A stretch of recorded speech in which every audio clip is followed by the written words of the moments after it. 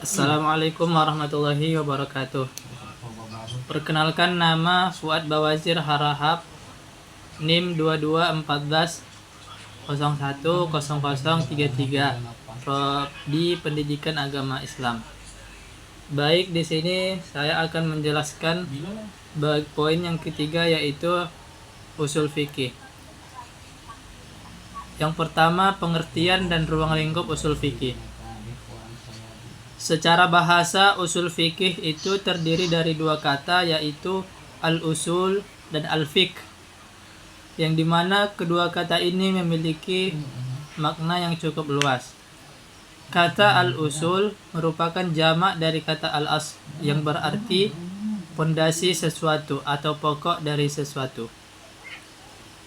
Sedangkan fikih secara bahasa berarti al-fahmu, yaitu pemahaman. Sedangkan secara istilah, usul fikih adalah al-qawaidul lati yusilul bahsu ila istinbatil ahkami min adillatiha at-tafsiliyah, yaitu mengetahui kaidah-kaidah yang dapat digunakan untuk mengistinbatkan hukum syara' yang bersifat amaliyah melalui dalil-dalil yang terperinci. Sedangkan fikih secara bahasa yaitu al-ilmu bil ahkami syar'iyyatil amaliyati al-muktasabi min adillatiha at-tafsiliyah, mengetahui hukum-hukum syara' yang bersifat amaliyah diperoleh melalui dalil-dalil yang terperinci. Itu merupakan dari pengertian usul fikih. Maka dapat disimpulkan, usul fikih adalah ilmu yang mempelajari kaidah-kaidah yang dapat digunakan oleh mujtahid atau ahli hukum untuk menyimpulkan hukum syara' yang bersifat amaliyah dari dalil-dalil yang terperinci.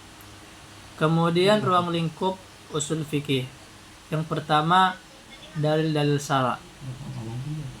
Dalam usul fikih ini perlu mengetahui sumber hukum, baik yang disepakati yaitu Al-Quran dan hadis, maupun hukum yang diperselisihkan seperti istihsan atau marsalah al-mursalah.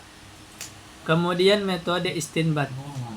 Metode istinbat perlu dipahami dalam usul fikih supaya kita mengetahui bagaimana cara mengambil hukum dari suatu dalil agar menghindari dari perselisihan pemahaman.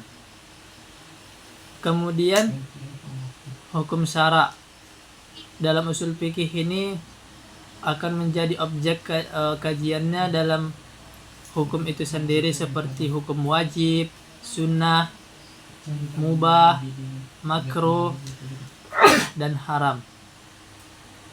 Kemudian mujtahid, orang yang berijtihad.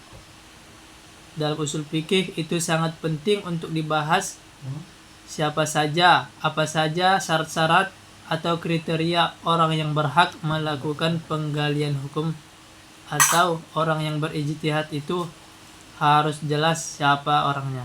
Tidak boleh asal-asal orang, sembarang orang. Poin yang kedua adalah sumber hukum Islam.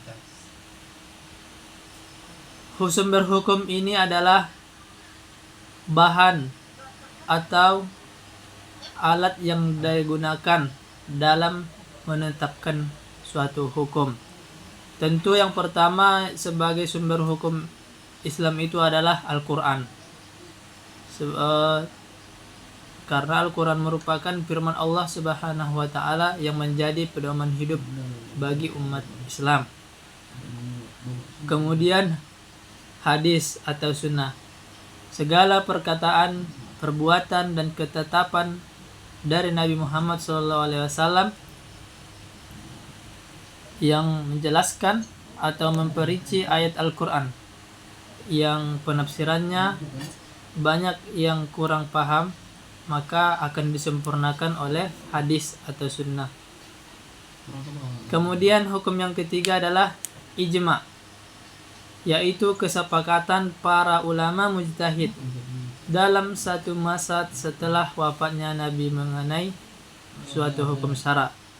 Nah, ijma ini lahir setelah Nabi Muhammad SAW wafat.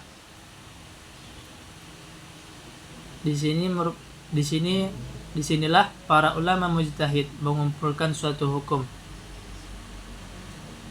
Dikumpulkan seluruh ulama mujtahid maka untuk menjelaskan hukum suatu masalah hukum. Kemudian qiyas, yaitu menyamakan hukum suatu masalah yang baru yang belum ada dalam nas dengan masalah lama yang sudah ada dalilnya karena adanya persamaan ilat atau sebabnya. Contohnya, seseorang mujtahid ingin mencari hukum dari meminum bir dan meminum whisky, apa hukumnya? Sementara di dalam Al-Quran tidak dijelaskan secara detail bagaimana hukum dalam meminum bir dan whisky tersebut. Nah, di sini berlaku hukum qiyas ini, sumber hukum qiyas berlaku. Karena di dalam Al-Quran sudah dijelaskan bahwa meminum khamar itu adalah haram hukumnya karena disebabkan oleh zat yang memabukkan. Nah, kemudian dilihat di sisi ketika meminum bir dan whisky tersebut, apakah ada persamaannya? Ya, jelas, karena adanya zat yang memabukkan, maka ini hukumnya haram sebagaimana hukum dari khamar tersebut karena sebabnya sama-sama memabukkan. Poin yang ketiga yaitu ijtihad, taklid dan uruf. Ketiga konsep ini berkaitan dengan bagaimana hukum diterapkan dalam dinamika sosial. Yang pertama, ijtihad. Ijtihad ini adalah pengerahan seluruh kemampuan intelektual, pemahaman oleh seorang ahli hukum atau seorang ahli pakar untuk menemukan hukum syariat. Ini adalah solusi saat suatu masalah tidak ditemukan secara kompleks di Al-Quran atau hadis, maka diperlukan untuk berijtihad. Dan orang yang berijtihad itu namanya adalah mujtahid. Dan yang menjadi mujtahid itu harus terpenuhi syarat-syaratnya sebagai mujtahid, tidak boleh sembarang orang. Kemudian taklid, yaitu mengikuti pendapat ulama dalam masalah hukum tanpa mengetahui dalil atau alasan pengambilannya. Biasanya dilakukan oleh orang awam. Kemudian uruf, yaitu adat kebiasaan. Kebiasaan masyarakat yang tidak bertentangan dengan dalil syara'. Maka dalam usul fikih, huruf yang baik bisa dijadikan sebagai dasar hukum. Contohnya, ketika kita membeli atau ketika kita hendak makan ke warung, secara jual beli itu harus jelas akadnya. Sementara dalam kebiasaan dalam masyarakat, biasanya itu makan duluan baru dibayar. Nah, disitulah uruf ini berlaku karena sama-sama baik bisa dijadikan sebagai dasar hukum. Kemudian kaidah kebahasaan dalam usul fikih. Sumber hukum dalam usul fikih ini berbahasa Arab. Nah, karena berbahasa Arab itu maka diperlukan pemahaman bahasa sangat penting untuk menghindari akan kesalahpahaman dari penafsiran. Maka kita harus mengetahui lapas-lapasnya, seperti lapas am, yaitu lapas yang umum, yang bermakna umum. Kemudian lapas yang khas, yang berlapas khusus. Kemudian mutlak, kata yang bermakna tidak dibatasi, dan muqayyad kata yang memiliki batasan dan kriteria. Kemudian lafaz yang yang menunjukkan amar, yaitu kalimat perintah menunjukkan kewajiban, dan lafaz nahi kalimat larangan yang menunjukkan pengharaman. Kemudian mantuk makna yang tersurat jelas teksnya, dan lafaz yang mafhum makna yang secara konteks. Poin yang kelima yaitu konsep al-ahkam, yaitu konsep hukum syara'. Dalam usul fikih, hukum dibagi menjadi dua kategori besar.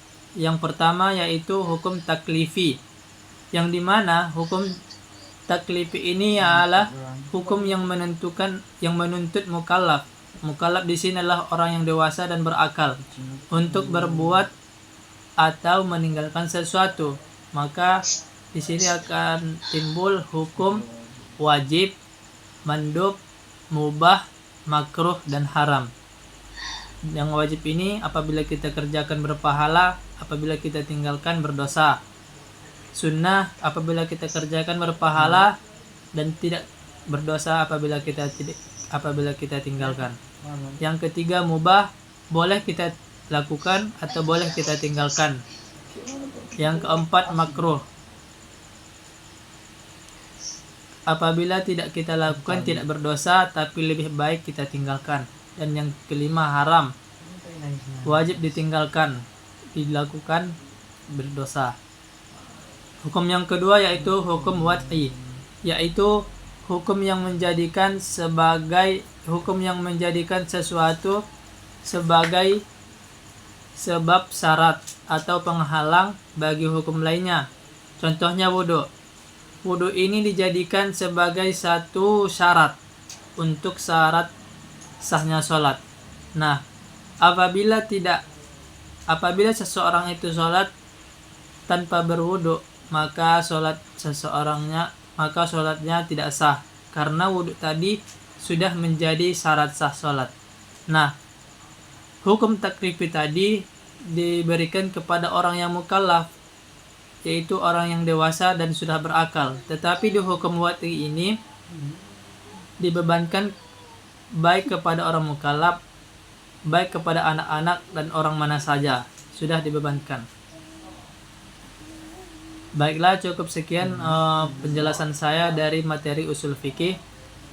Assalamualaikum warahmatullahi wabarakatuh. Waalaikumsalam.